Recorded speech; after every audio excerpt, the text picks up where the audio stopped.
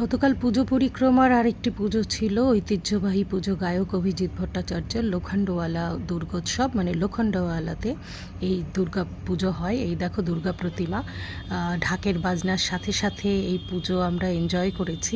এখানে খাবারের স্টল ছিল গড়িয়াহাট বলে একটি মেলা, যেখানে শাড়ি, গয়না, বিছানা চাদর এইসব সব পাওয়া যাচ্ছিলো। খাবারের একটা আলাদা স্টল ছিল, যেগুলো আমি বলেছি গঙ্গের পুজো প্রত্যেকটা পুজো প্যান্ডেলেই এরকম কিছু না কিছু রয়েছে।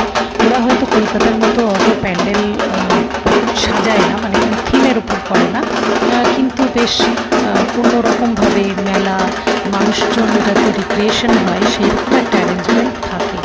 তো পুজো দেখতে ভালো লাগলো।